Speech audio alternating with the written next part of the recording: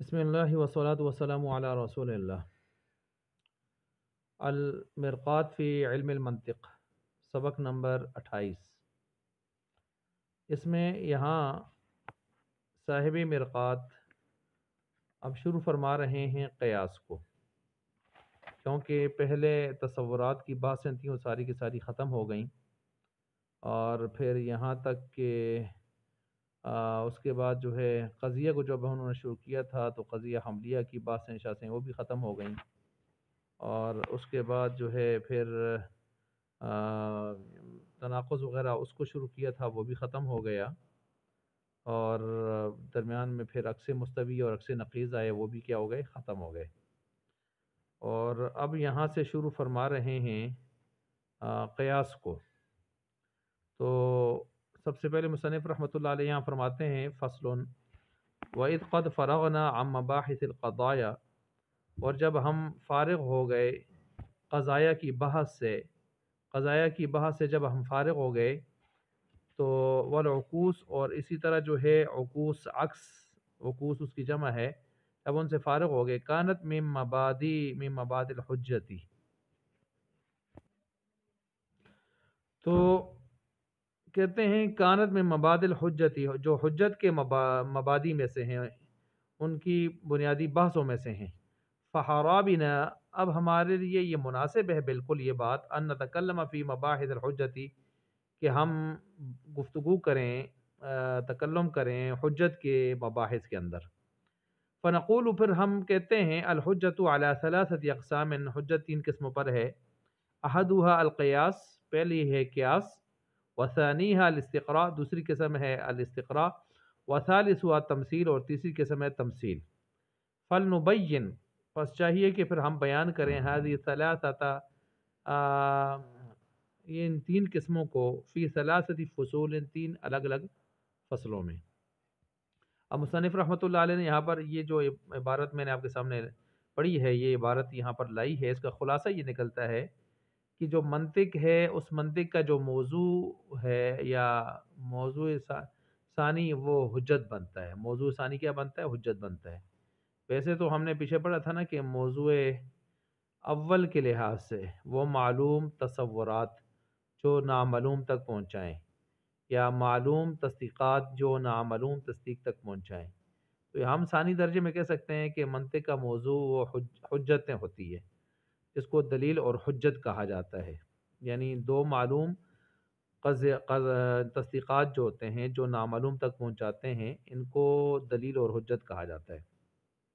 یہ جو فن منطق ہے اس کا مقصود اعلیٰ بھی یہی چیز ہے اصل میں۔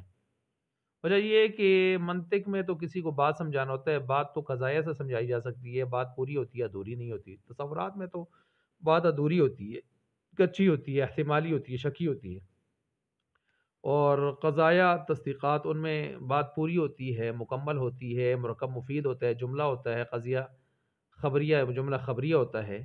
تو اس فن منطق کا اصل مقصود تو یہی چیز ہے، لیکن چونکہ اس کو سمجھنا یہ موقوف ہوتا ہے قضیوں کے اوپر اور عکوس عکس وغیرہ ان کے اوپر، ان بحثوں پر، اس لیے پہلے قضایا کی بحث کو ہم نے لایا، اس میں حملیہ شرطیہ ان کو بیان کیا، عکوس عکس مستوی عکس نقیض وغیرہ کو لایا، وغیرہ وغیرہ، اور حجت موقوف ہے، اور یہ جو باتیں ہیں یہ موقوف علیہ ہیں۔ تو موقوف علیہ ظاہر بات ہے پہلے ہوتا ہے، اور موقوف بعد میں ہوتا ہے۔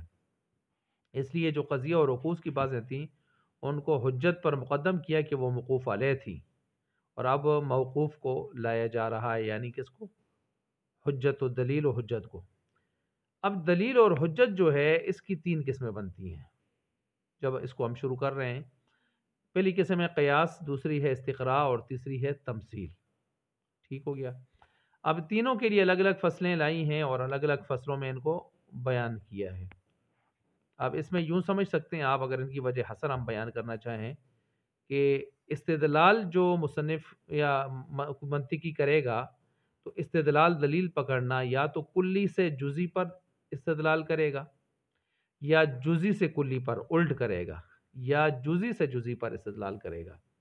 اگر کلی سے جزی کے اوپر استدلال کر رہا ہے تو اس کو قیاس کہتے ہیں۔ کیا کہا؟ کلی سے جزی پر اگر استدلال ہو رہا ہے تو اس کو کیا کہتے ہیں؟ قیاس۔ اور اگر جزئی سے کلی پر استدلال ہو رہا ہے تو اس کو استقراء کہتے ہیں۔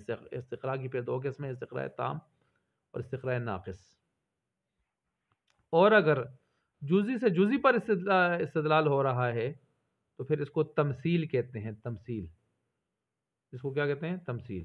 ہم اس کو منطقی اس کو تمثیل کہتے ہیں، اور اسی کو اصول فقہ والے قیاس بھی کہتے ہیں، قیاس شرعی۔ قیاس کی بھی چار قسمیں ہیں نا، قیاس عقلی، لغوی، شرعی وغیرہ، مجازی۔ تو یہاں پر جو ہے جس کو ہم منطقی یہاں پر تمثیل کہتے ہیں، اصول فقہ والے اس کو قیاس شرعی کہتے ہیں۔ ٹھیک ہو گیا؟ اچھا جی، اور چونکہ ان تینوں قسموں میں قیاس عمدہ ہے۔ قیاس کیوں عمدہ ہے؟ قیاس علم یقین کا فائدہ دیتا ہے۔ اچھا یہ بھی یاد رکھیں، یہ منطقیوں کے ہاں قیاس جو ہے علم یقین کا فائدہ دے رہا ہے، ٹھیک ہے، لیکن اصول فقہ والوں کے ہاں جو قیاس ہوتا ہے نا، وہ قیاس ظنی ہوتا ہے، وہ یقینی فائدہ نہیں دیتا، ظن کا فائدہ دیتا ہے، ظن غالب کا۔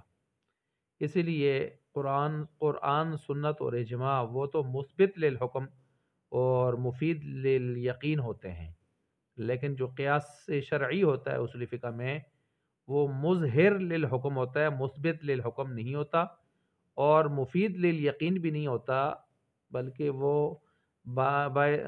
ظن غالب کا وہ فائدہ دیتا ہے، مفید ظن غالب ہوتا ہے وہ۔ یہ فرق بھی ہو گئے جو میں نے اصول فقہ اور منطق والوں کے ہاں جو فرق ہے ان کو بھی آپ کے سامنے رکھ دیے ہیں۔ اب یہاں پر چونکہ قیاس یقین کا فائدہ دیتا ہے، استقراء اور تمثیل جو ہے یقین کا فائدہ نہیں دیتے، تو اس لیے جو یقین کا فائدہ دینے والے ہیں ان کو مقدم کیا ہے قیاس کو باقی دو پر، کہ جو ظن کا فائدہ دے سکتے ہیں، یقین کا فائدہ نہیں دیتے۔ استقراء بھی تمثیل کی طرح جو ہے وہ یقین کا فائدہ نہیں دیتا، لیکن یاد رکھیں کس استقراء کی بات ہو رہی ہے؟ استقراء ناقص کی۔